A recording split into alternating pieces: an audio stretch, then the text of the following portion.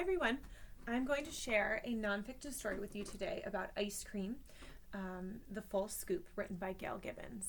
She is one of my favorite nonfiction authors, and I know I've told that to you plenty of times when I've read stories during media time. So her nonfiction books look a little bit different because they don't have real photographs, but they have really great nonfiction information. Ice cream cones, ice cream bars, ice cream sodas. Ice cream is a frozen treat made mostly of cream, milk, sugar, and flavorings. Almost everyone loves to eat sweet, cold ice cream. Me too. No one really knows how or when the first ice cream was made. Some people believe that people mixed snow, milk, and rice together in China about 3,000 years ago. About 700 years ago, a famous Italian trader, Marco Polo, came home from China bringing recipes for flavored ices. Chefs for European royalty experimented with new combinations of icy treats. Finally, ice cream was added, and there was a new dessert we now call ice cream. About 300 years ago, the British brought ice cream recipes to the American colonies. Ice cream was made by shaking the icy mixture in a special pan for a long time. Only the wealthy were served ice cream because it was so difficult to get ice to make it. About 250 years ago, some Americans started harvesting ice from ponds and lakes in the winter. It was stored in ice houses and also shipped to the South. Now people could make ice cream year-round. It was served only at special events.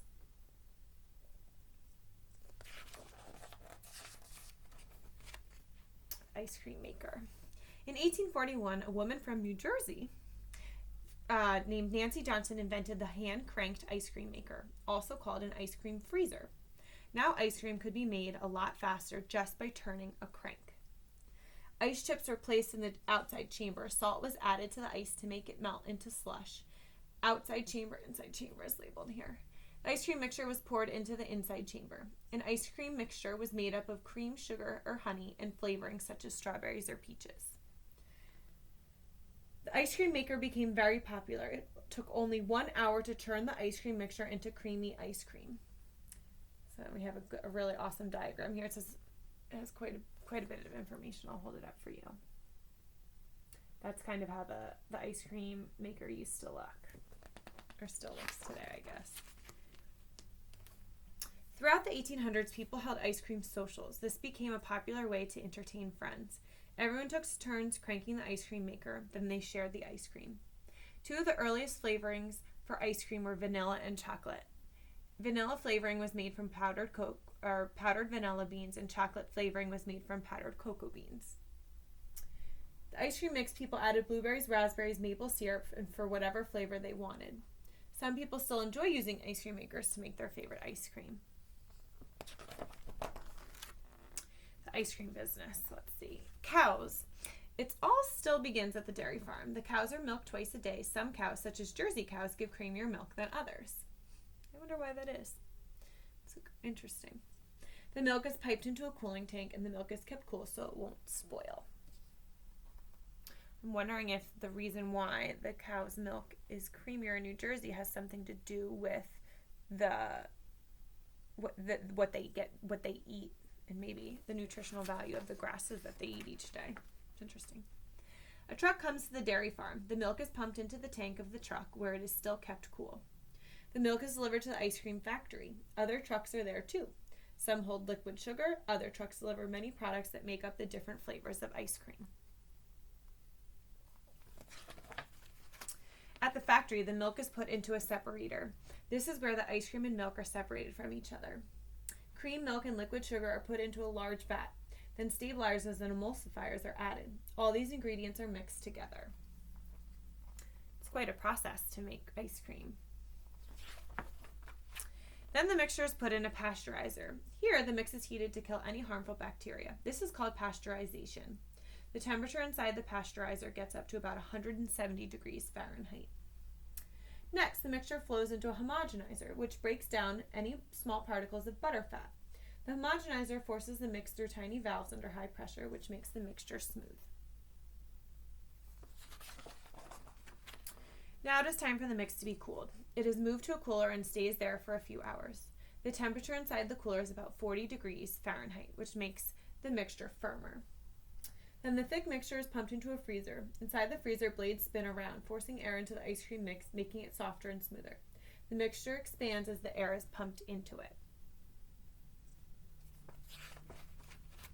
Now the ice cream goes to different vats for flavoring. There is vanilla, chocolate, mint, and many other flavors. Often, fruits, nuts, raisins, or other foods are added to make different flavors and kinds of ice creams. Now we have ice cream that is very similar to the ice cream made in the first ice cream makers. The different flavored ice creams are sent to their packaging areas. Then containers move along an assembly line. When each container stops, a dispenser fills it up and packs it down with soft, tasty ice cream. The packaged ice cream is moved to a freezer room. Inside the room, it is very cold, about negative 20 degrees Fahrenheit. The ice cream becomes hard and firm. It is time for the ice cream to be shipped to stores or other places where it would be sold to customers. The ice cream is moved onto refrigerated trucks that are very cold inside. People buy ice cream at so many different places. Some people order ice cream in restaurants and buy it at ice cream stands. There are ice cream trucks and carts too. Most people buy ice cream at their grocery store. Ice cream can be sold in many different containers. It is available without sugar too. In 1904, at the St. Louis World's Fair, an ice cream vendor ran out of paper cups to scoop ice cream into. A waffle maker in the next booth offered him some of his waffles. The ice cream vendor rolled a waffle into a cone shape and put a scoop of ice cream in it. It was the beginning of the ice cream cone. It's pretty cool.